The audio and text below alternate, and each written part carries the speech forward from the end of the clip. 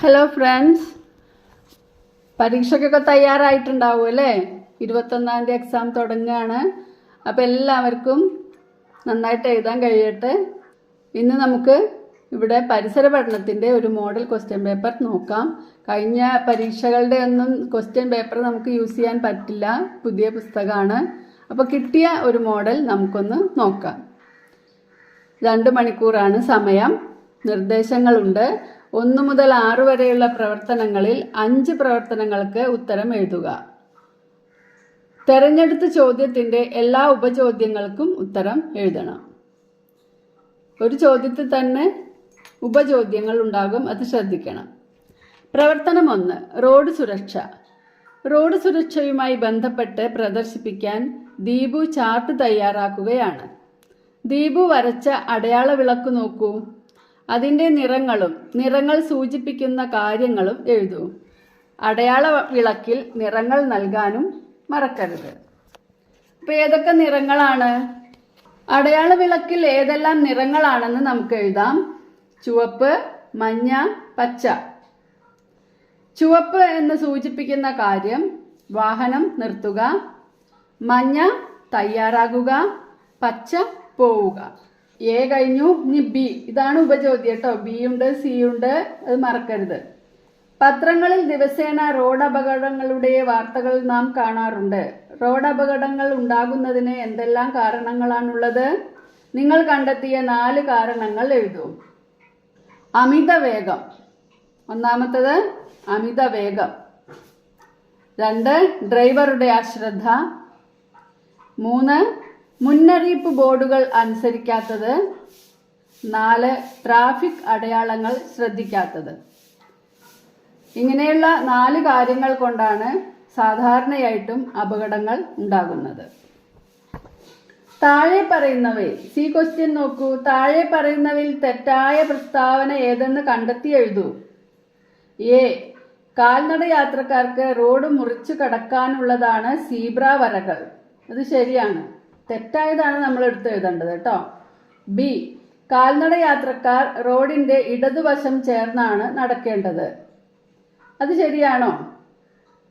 Road നിയമങ്ങൾ അനുസരിച്ചില്ലെങ്കിൽ അപകടങ്ങൾ ഉണ്ടാകും.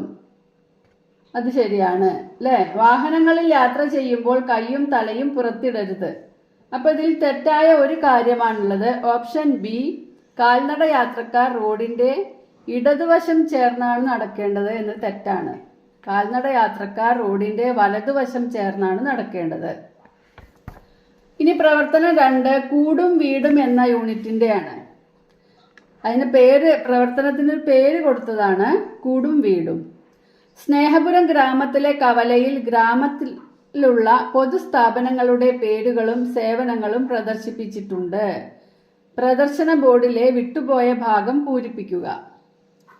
പൊതുസ്ഥാപനത്തിന്റെ പേര് ഇത് നോക്കൂ. ഇത് ഏത് പൊതുസ്ഥാപനമാണ്?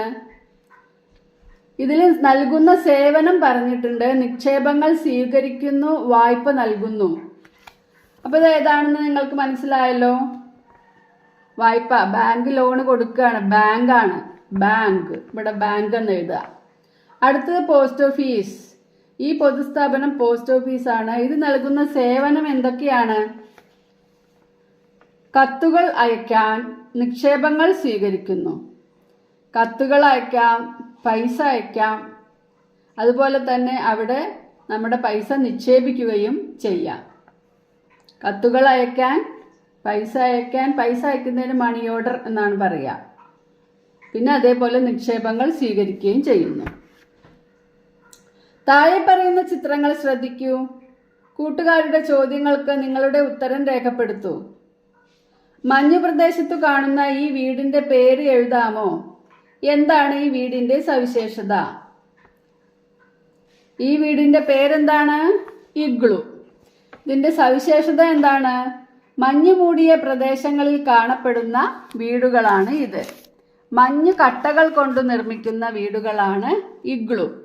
ഐസ് കട്ടകളിൽ ഇഷ്ടിക പോലെ വെട്ടിയെടുത്ത കല്ലുകൾ ഉപയോഗിച്ചാണ് നിർമ്മാണം. മുകൾ വശം ഏകദേശം ഒരു ചിരട്ട കമഴ്ത്തി വെച്ച ആകൃതിയിലായിരിക്കും.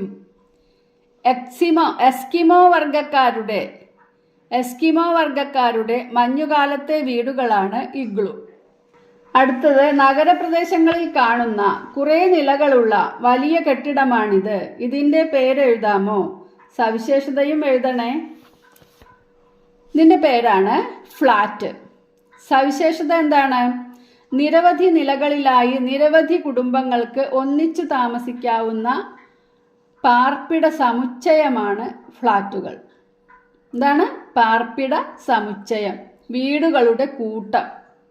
ഫ്ലാറ്റുകളോടനുബന്ധിച്ച് കുട്ടികൾക്കുള്ള കളിസ്ഥലങ്ങളും പാർക്കുകളും ഒക്കെ ഒരുക്കാറുണ്ട്. കുറേ വീടുകൾ ഉണ്ടാവുമ്പോൾ അവിടുത്തെ താമസിക്കുന്ന കുട്ടികൾക്ക് വേണ്ടി കളിസ്ഥലങ്ങളും പാർക്കുകളും ഒരുക്കാറുണ്ട്. നഗരത്തിൽ വീടുകൾ ഉണ്ടാക്കാനുള്ള സ്ഥലപരിമിതിയാണ് ഫ്ലാറ്റ് എന്ന ആശയം വ്യാപകമാകാൻ കാരണം. ഒരു വീടുണ്ടാക്കുന്ന സ്ഥലത്ത് 8-9 വീടുകൾ ഉണ്ടാക്കാൻ ഇങ്ങനെ ആകുമ്പോൾ കഴിയും അല്ലേ? മേലെ മേലെ മേലെയായിട്ട് ഓക്കെ. അപ്പോൾ സ്ഥലപരിമിതി കൊണ്ടാണ് ഫ്ലാറ്റ് എന്നുള്ള ആശയം ആളുകൾ സ്വീകരിച്ചത്. താഴെ പറയുന്ന ജീവികളിൽ കൂടുണ്ടാക്കി കൂട്ടമായി താമസിക്കാത്ത ജീവി ഏതാണ്? കൂട്ടമായി താമസിക്കുന്നവരെയല്ല നമ്മൾ നോക്കുന്നത്, കൂട്ടമായി താമസിക്കാത്തത്. എ ഉറുമ്പ്, ബി കടന്നൽ, സി ചിതൽ, ഡി അണ്ണാൻ. സിമ്പിളാണ് അല്ലേ? ആരാണ്? അണ്ണാൻ. അണ്ണാൻ കൂട്ടമായിട്ടല്ല താമസിക്കുന്നത്.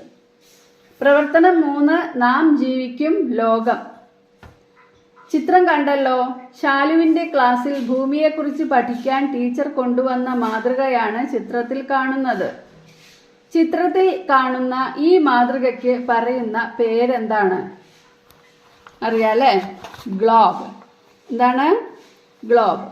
ഈ മാതൃകയിൽ കൂടുതലായി കാണുന്ന നിറം ഏതാണ്? നീല. ഈ നിറം എന്തിനെയാണ് സൂചിപ്പിക്കുന്നത്? ജലം അല്ലെങ്കിൽ കടൽ. കടലിനെയാണ് ഈ നീല നിറം സൂചിപ്പിക്കുന്നത്. അതിലെ ഉപചോദ്യം നോക്കാം. കേരളത്തിന്റെ ഭൂപടം ശ്രദ്ധിച്ചില്ലേ? കേരളത്തെക്കുറിച്ച് നിങ്ങൾ എന്തെല്ലാം കാര്യങ്ങൾ മനസ്സിലാക്കിയിട്ടുണ്ട്? ഭൂപടം നോക്കി താഴെ കാണുന്ന കാര്യങ്ങൾ കണ്ടെത്തി എഴുതുക. ജില്ലകളുടെ പേരുകൾ കൊടുത്തിട്ടുണ്ട് അല്ലേ? ഇനി നിങ്ങൾ ഈ ക്വസ്റ്റ്യൻസിനൊക്കെ ഒന്ന് ഉത്തരം എഴുതൂ. എന്താണ് കേരളപ്പിറവി ദിനം? കേരളപ്പിറവി ദിനം എന്നാണ്? നവംബർ 1. കേരളത്തിൽ എത്ര ജില്ലകളുണ്ട്? 14. നമ്മുടെ ജില്ല ഏതാണ്? നിങ്ങളുടെ ജില്ല ഏതാണെങ്കിൽ അത് എവിടെ എഴുതുക. കേരളത്തിന്റെ അയൽ സംസ്ഥാനങ്ങൾ ഏതെല്ലാമാണ്? തമിഴ്നാട്, കർണാടക. അടുത്ത ഉപചോദ്യം സി. നമ്മുടെ രാജ്യത്തിന്റെ അടയാളങ്ങളുമായി ബന്ധപ്പെട്ട് തന്നിരിക്കുന്നവയിൽ ശരിയായവയ്ക്ക് നേരെ വട്ടം വരയ്ക്കുക. അപ്പൊ ഇതിലെ 3 ഓപ്ഷൻ ഉണ്ട്. ദേശീയ പുഷ്പം, കണിക്കൊന്ന, താമര, റോസ്. ഏതാണ് ശരിയായ ഉത്തരം? രാജ്യത്തിൻ്റെയാണ് ചോദിച്ചിട്ടുള്ളത്, അതുകൊണ്ട് താമര. നമ്മുടെ സംസ്ഥാനത്തിന്റെ ആണെങ്കിൽ കണിക്കൊന്നാന്ന് എഴുതാം അല്ലേ? ഇതിൽ ചോദിച്ചിരിക്കുന്നത് നമ്മുടെ രാജ്യത്തിന്റെ എന്നാണ്, അതുകൊണ്ട് താമര. ദേശീയ മൃഗം കടുവ, ആന, സിംഹം. ദേശീയ മൃഗം കടുവ. ദേശീയ പക്ഷി വേഴാമ്പൽ, തത്ത, മയിൽ. ദേശീയ പക്ഷി മയിൽ. വട്ടം വരയ്ക്കുക. പ്രവർത്തനം 4, ആരോഗ്യ സുരക്ഷ.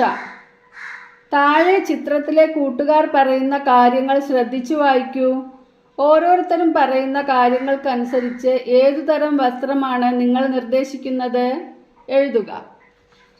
ഞങ്ങൾ ഊട്ടിയിലേക്ക് യാത്ര പോവുകയാണ്. അവിടെ നല്ല തണുപ്പാണത്രേ. ഇപ്പൊ നിങ്ങൾ നിർദ്ദേശിക്കുന്ന വസ്ത്രം ഏതാണ്? കമ്പിളി വസ്ത്രങ്ങൾ. മഴക്കാലം വന്നു. ഇനി എനിക്ക് പെട്ടെന്ന് ഉണങ്ങുന്ന വസ്ത്രങ്ങൾ വേണം. ഏത് തരം വസ്ത്രങ്ങളാണ് പെട്ടെന്ന് ഉണങ്ങുക? പോളിസ്റ്റർ വസ്ത്രങ്ങൾ. അവിടെ എന്താ എഴുതേണ്ടത്? പോളിസ്റ്റർ വസ്ത്രങ്ങൾ. ഹോ, എന്തൊരു ചൂട്! ചൂടുകാലത്തേക്ക് അനുയോജ്യമായ വസ്ത്രം കൂടിയേ തീരൂ. ഏതാണ് ചൂടുകാലത്തിന് യോജിച്ചത്? പരുത്തി വസ്ത്രങ്ങൾ. കോട്ടൺ ആണ് നല്ലത് എന്ന് നമ്മൾ പറയലില്ലേ, അതാണ് പരുത്തി. പരുത്തി വസ്ത്രങ്ങൾ. താഴെ പറയുന്നവയിൽ, അതിലെ ബി ചോദ്യമാണ് കേട്ടോ. താഴെ പറയുന്നവയിൽ ശരിയായ കാര്യം കണ്ടെത്തി എഴുതൂ. പൊടി വീണാൽ കണ്ണ് നന്നായി തിരുമ്മണം ആണോ? ബി, പൊള്ളലേറ്റ ഭാഗത്ത് ടൂത്ത് പേസ്റ്റ് പുരട്ടണം. സി, ചെവിക്കുള്ളിലേക്ക് വസ്തുക്കൾ കയറ്റരുത്. ഡി, തലയിടിച്ച് മുഴച്ചാൽ അമർത്തി തിരുമ്മണം. ഇതിലൊരു കാര്യമാണ് ശരിയായിട്ടുള്ളത്. ഇതിലേതാണ് ശരിയായിട്ടുള്ളത്? ചെവിക്കുള്ളിലേക്ക് വസ്തുക്കൾ കയറ്റരുത്. ചെവിയുടെ ഉള്ളിൽ ഒന്നും ഇടരുത്. മനസ്സിലായില്ലേ? ഇപ്പൊ ഇവിടെ നോക്കൂ, പൊടി വീണാൽ കണ്ണ് നന്നായി തിരുമ്മണം എന്ന് പറയുന്നത് നമുക്ക് അറിയാം, അത് നന്നല്ല, അത് ശരിയല്ല. പക്ഷെ ചിലരൊക്കെ ചെയ്യുന്നതാണ് പൊള്ളലേറ്റ ഭാഗത്ത് ടൂത്ത് പേസ്റ്റ് പുരട്ടുക എന്നുള്ളത്. അത് ശരിയായ കാര്യമല്ല, അതാരും ചെയ്യണ്ട.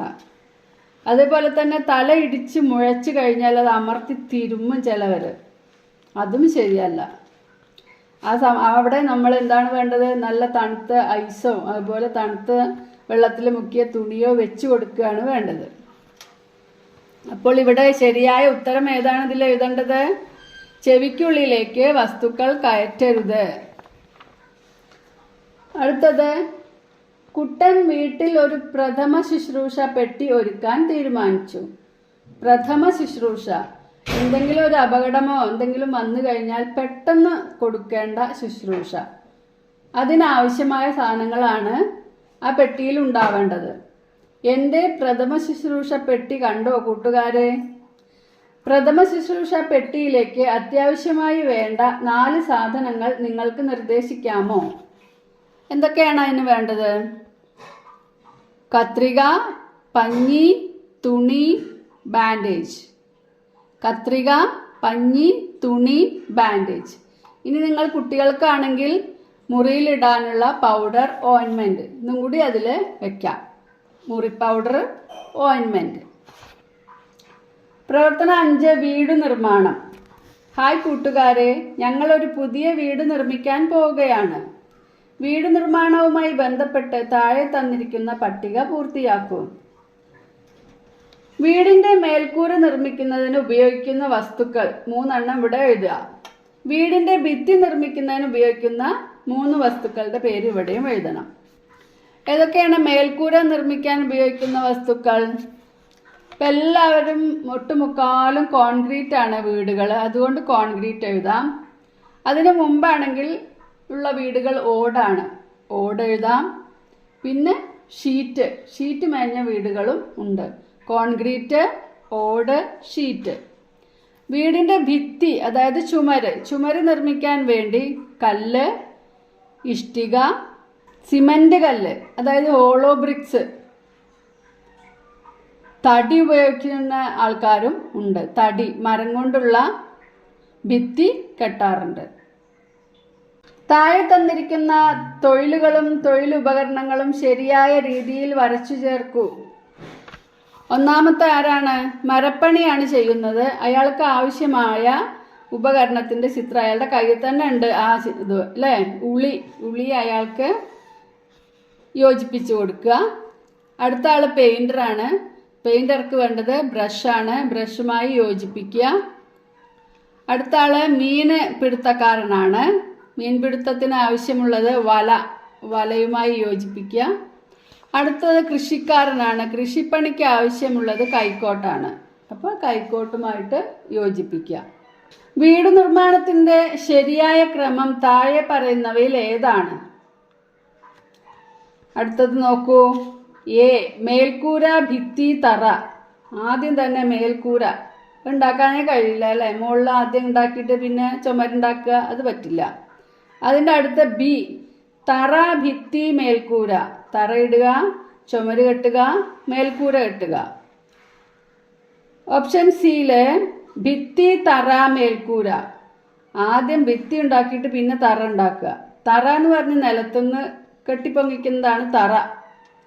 അതിൻ്റെ അടുത്തത് ഡി നോക്കുക, തറ, മേൽക്കൂര, ഭിത്തി. നിങ്ങൾക്കിത് വായിച്ചപ്പോഴേ മനസ്സിലായിട്ടുണ്ടാവും. ഇതിൻ്റെ ശരിയായ ഉത്തരം ഓപ്ഷൻ ബി, തറ, ഭിത്തി, മേൽക്കൂര. ഭിത്തി എന്ന് പറഞ്ഞാൽ ചുമരാണ്.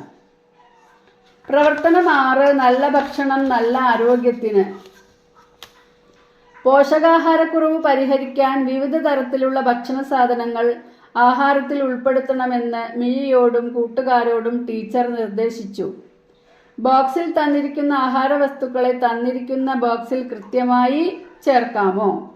കുറേ ആഹാര വസ്തുക്കൾ തന്നിട്ടുണ്ട്, അതിന് കൃത്യമായി ചേർക്കണം.